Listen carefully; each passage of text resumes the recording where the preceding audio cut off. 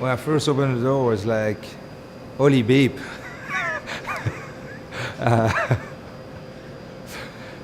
What was I thinking? So I always say, yeah, one day I will own a restaurant, but that was more part of the retirement plan. And it's been a multi-step process. I've always enjoyed cooking and food and going out and eat. And I went back to Belgium to see my family, and I was at a trade show, and I could smell the smell of the waffles I grew up with, and sort of followed my nose, met an old man who was there baking waffles, and spent about 2 hours talking to him. And the next day I went to a store, and I came back to the US with a waffle iron. There was no way I could build a storefront or get a food truck or anything like that without really knowing whether the product would sell. So Jean-Robert let me use one of his kitchens, so that's where I was making the dough. And then Brian Madison at Flechet Market let me use his back counter to test the product, and that's where I sold the waffle for the first few weeks. And then he told me, it's getting really too crowded in here, we need to find you a new home. On paper it all seems simple, like, well, meatballs are not that complicated. Carbonade either. Frites, well, it's just fries. The difference is that we blanch them before we cook them a second time.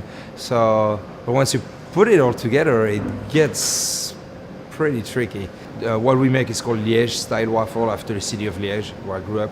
So the main difference is that we start with a very thick dough, incorporate the sugar in it, a little bit of pure vanilla extract, and it's pressed in a cast iron press. So it's something that is very popular in the area where I grew up, and my mom made them at home. We would get them at markets, by the train station. I mean, it's always like the food trucks before food truck existed. So it's one of the few things that you have in Belgium that is 100% street food.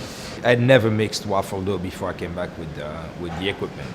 So originally I thought, well, I'll do like others. I'll just bring the frozen dough from Belgium.